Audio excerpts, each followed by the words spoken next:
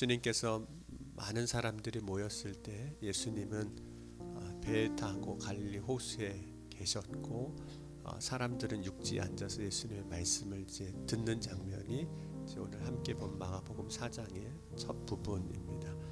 그때 예수님께서 모인 사람들에게 비유로 말씀해 주실 때 오늘은 하나님 나라를 비유로 이제 말씀을 해 주셨습니다. 그것은 작은 겨자씨 같은 작은 씨가 심겨졌을 때 큰 가지를 내고 그 큰 가지에 많은 새들이 와서 깃들게 된다. 그것이 이제 하나님의 나라의 모습이다라고 말씀을 해주셨습니다. 그러니까 하나님의 나라는 새들이 와서 많은 새들이 와서 깃드는 곳, 쉬는 곳, 안전한 곳이라고 말씀을 해주시는 거죠.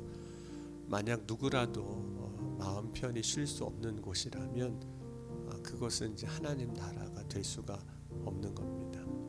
그러면 이제 오늘 우리가 믿음으로 살아갈 때 우리가 살아가는 삶의 자리는 과연 하나님 나라가 될 수 있을까? 많은 사람들이 하나님 나라를 이 세상과 구분된, 그래서 저 세상 이렇게 생각하기도 하죠. 그래서 땅과 구분된 하늘의 나라, 그래서 하늘 나라라고도 이제 이야기를 합니다. 그래서 이곳이 아닌 저곳으로만 생각을 하죠. 물론 하나님의 나라는 세상과 구분되는 곳은 맞습니다. 이 세상과 구분되는 곳 하나님의 나라입니다. 그러나 하나님의 나라는 하나님의 나라에서 또한 중요한 것 중에 하나는 뭐냐면 하나님의 나라는 하나님의 통치가 온전하고 완전하게 이루어지는 곳, 그것이 이제 하나님의 나라입니다. 여러분, 하나님의 통치가 완전하게 이루어진다면 그곳은 어디든지 다 하늘나라인 거거든요. 그래서 찬송가 오늘 438장 우리가 불렀는데 내 영혼이 은총 입어 3절 가사를 보면 높은 산이 거친들이 초막이나 궁궐이나 내 주 예수 모신 곳이 그 어디나 하늘나라 이렇게 고백합니다. 주님 계신 곳이 하나님의 나라라. 왜냐하면 주님의 통치가 있는 곳이기 때문에. 그러면 여러분은 어떠세요? 주님이 여러분과 함께 계심을 믿으세요? 그러면 뭐 주님 계신 그곳이 하늘나라인데 그러면 여러분이 계신 그곳 가정이 하늘나라시죠? 네. 교회가 하나님 나라처럼 됐고 예수님은 어떤 분이실까요? 그러니까 예수님은 오늘 말씀 보면 사람들이 모여 있을 때 비유로 말씀하셨는데 비유로 말씀하신 이유를 오늘 이렇게 설명합니다. 많은 사람들이 말씀을 듣고 깨닫게 하기 위해서 오늘 33절 보면 예수께서 이러한 많은 비유로 그들이 알아들을 수 있는 대로 말씀을 가르치시되 그랬습니다. 그러니까 예수님께서 사람들이 알아들을 수 있는 대로 말씀을 가르쳐 주셨다. 이 이야기는 뭐냐면 한 사람도 그냥 왔다가 그저 돌아가지 않게 하시려고 애쓰셨다는 거예요. 한 사람도 그냥 왔는데 도대체 예수님 무슨 말씀하신지 난 모르겠어, 난 못 알아듣겠어, 어려워 이렇게 하지 않게 하려고 애쓰셨다는 거예요. 그 얘기는 뭐냐면 한 영혼도 잃지 않으시려고 수고하시고 노력하셨다는 뜻이거든요. 그것은 그 한 영혼을 향한 하나님의 사랑입니다. 그러니까 말씀을 가르치실 때에도 사랑으로 역사하신 거죠. 여러분, 하나님은 언제나 우리의 삶에 역사하실 때 사랑으로 역사하시는 하나님이세요. 근데 때로는 그게 우리가 잘 안 느껴지니까 의심하기도 하고 염려하기도 하고 걱정하기도 하는 거죠. 그럼 만약에 우리가 말씀을 들을 때 깨닫는 은혜가 임한다면 그것도 하나님의 사랑을 경험하는 겁니다. 어떻게 해서든지 알아듣게 하시려고 하나님이 역사해 주시지 않으셨으면 우리는 도무지 들어도 듣지 못하고 들어도 알지 못하고 들어도 깨닫지 못했을 겁니다. 그러니까 여러분, 깨닫는 은혜가 이렇게 임하면 하나님이 사랑으로 내 삶에 역사하신 거구나, 어떻게 해서든지 알게 하시려고 하나님께서 그렇게 하신 거구나, 그렇게 믿으면 됩니다. 여러분, 예수님께서 이제 우리에게 말씀을 가르치시고 이제 일을 마치신 거잖아요. 그날 하루의 일을 마치시고 저녁에 이제 갈릴리 호수에서 배를 타고 건너편으로 이제 건너가시는데 예수님께서 지금 상황은 사람들이 많이 모여서 이미 배 위에서 말씀을 가르치고 계신 상황이기 때문에 그 배 탄 그대로 건너가시고 또 다른 제자들은 또 다른 배에 타서 이제 건너가는 그런 상황입니다. 예수님이 계신 그대로 이제 배를 타고 건너가시는데 처음 출발할 때는 괜찮았어요. 그런데 배가 호수를 건널 때 큰 광풍이 일어납니다. 그래서 물결이 심해지고 그 물결이 이제 배에 들어오는데 배에 물이 들어오는 거는 일부 당연한 일이지만 배에 물이 가득해졌습니다. 곧 배가 이러다가는 침몰하게 생긴 거예요. 그럼 배 타고 가는 사람들이 배가 침몰하게 생겼다면 지금 상황에서 가장 심각한 문제가 생긴 겁니다. 다른 문제보다 더 심각한 거예요. 이 상황에서는. 왜냐하면 이제는 잘못하면 이제 죽고 사는 문제이기 때문에, 생명의 문제이기 때문입니다. 그러니까 이 생명의 문제, 죽고 사는 문제는 우리가 어떤 상황에서든 뒤로 미룰 수 있는 문제가 아니에요. 지금 당장 해결해야 하는 문제인 겁니다. 그런데 이 상황에서 예수님은 어떻게 하고 계셨냐면 주무시고 계셨어요. 그런데 주무시는데 제대로 주무시고 계셨어요. 고물에 베개 삼아서 이렇게 주무시고 계셨으니까.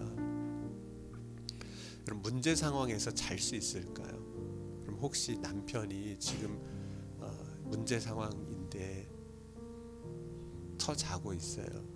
어떨까요? 아주 속이 터질 겁니다. 아내가 혹 그러면 아니 지금 상황이 어떤 상황인데 자고 있냐고, 잠이 오냐고, 그런 상황일 텐데 제자들이 보기에는 꼭 그런 거예요. 지금 상황이 이런 상황이 아닌데 예수님은 배에 고물에서 주무시고 계시니까 한편으로는 제자들이 그런 생각했을 겁니다. 너무하신다. 어떻게 이 상황에 또 주무시고 계시나.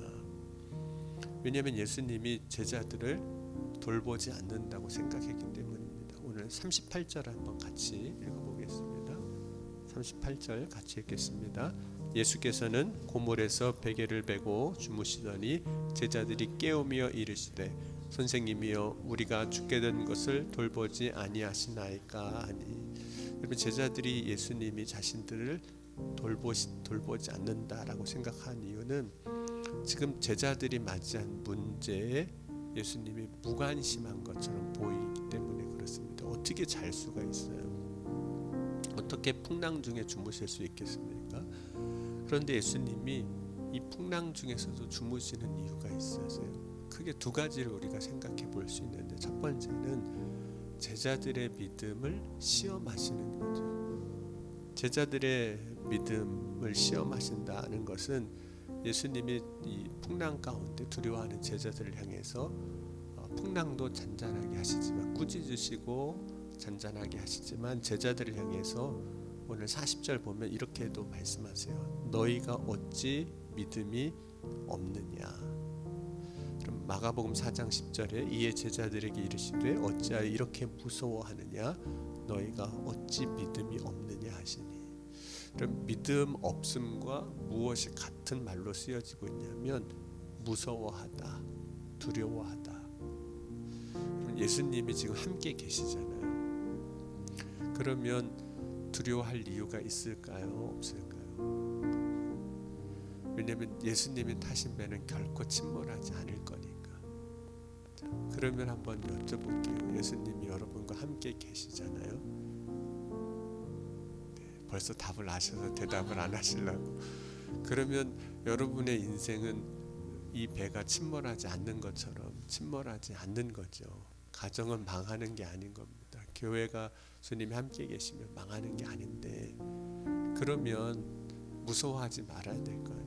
두려워하지 말고 걱정하지 않아도 되잖아요. 주님이 계신데 뭘 무서워하고 걱정하겠습니까? 주님이 그냥 놔두실 일은 없는데, 그런데 두려워하고 있는 거예요. 같이 예수님과 같은 배에 타고 있으면서도 여전히 두려워하고 있는 건 뭐냐면 주님 계신데 안 믿는다는 거잖아요.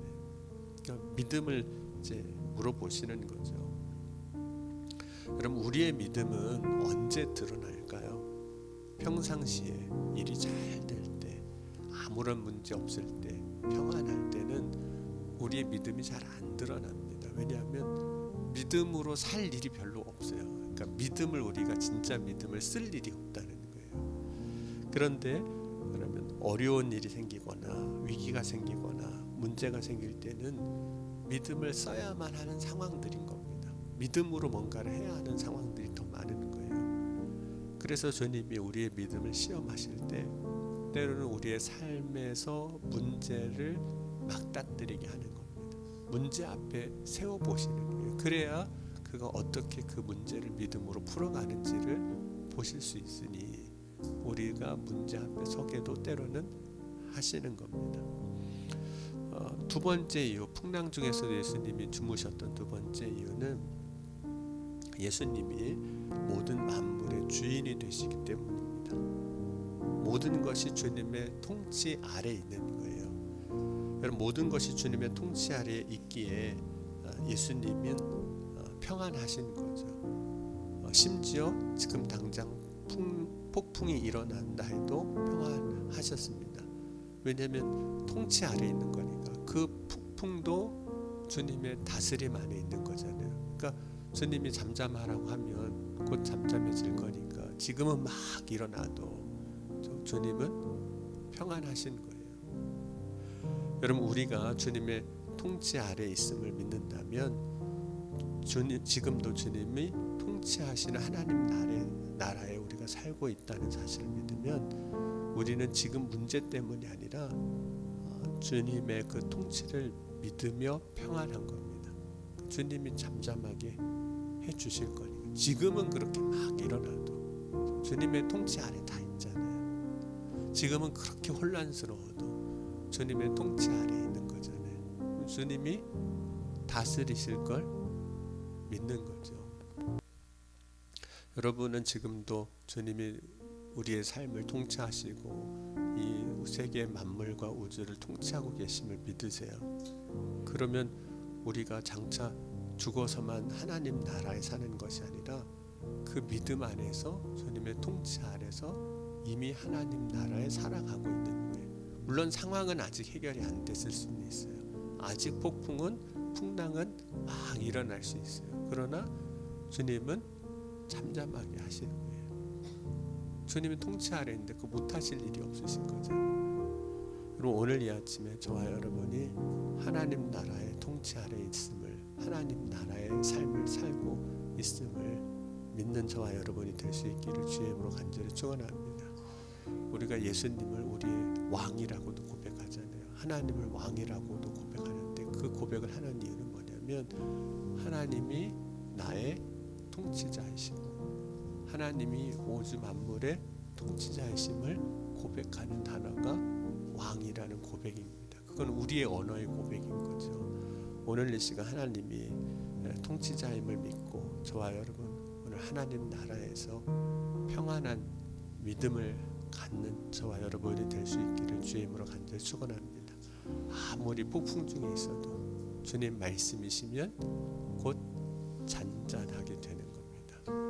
그 사실을 믿으면 폭풍 중에서도 주님 주무셨던 것처럼 폭풍 중에서도 우리도 주님 주무실 때 같이 주무시는 거예요. 잠을 자는 거죠. 주님 주무시는데 잠도 못 자고 난리만 치고 그러는 게 아니라 주님 주무실 때, 주님 평안할 때 나도 평안하고 주님 행하실 때 그 역사를 바라보는 저와 여러분이 되어질 수 있기를 주의 이름으로 간절히 축원합니다. 기도하시겠습니다.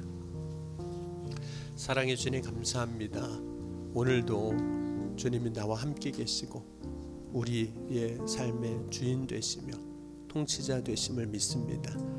내 눈앞에 있는 폭풍과 그 폭우 가운데서도 주님 잠잠히 주무셨던 것처럼 오늘 이 시간 주님이 우리의 왕 되시고 통치자 되심을 믿음으로 우리도 그 평안함을 누리게 하여 주옵소서. 주님이 모든 나라를 다스리시기에 모든 만왕의 왕이시기에 말씀으로 능히 역사하셔서 평안하게 하실 것을 믿습니다. 그 폭풍우도 잔잔하게 하실 것을 믿습니다. 그렇게 역사하실 주님을 신뢰하며 믿음의 발걸음을 떼며 승리의 삶을 살아가는 주의 자녀들이 다 되게 하여 주옵소서. 이 새벽에도 바라고 소망하며 주님 앞에 나아갑니다. 주여, 이 새벽에 부르짖을 때 응답하여 주시사 하늘 문을 여시고 가장 좋은 곳으로 채우시고 충만케 하여 주옵소서. 이 아침에 그리하여 살아 역사하신 하나님을 만나고 고백하며 찬송하며 세상에서 살아 역사하신 하나님을 고백하는 믿음의 증인들로 서게 하여 주옵소서. 오늘도 주님께서 역사하시고 이루어 주셔서 우리의 삶에 기쁨과 감사와 찬송이 넘치게 하여 주실 것을 믿사오며 사랑이 많으신 우리 주 예수 그리스도의 이름으로 감사하며 간절히 기도하옵나이다. 아멘.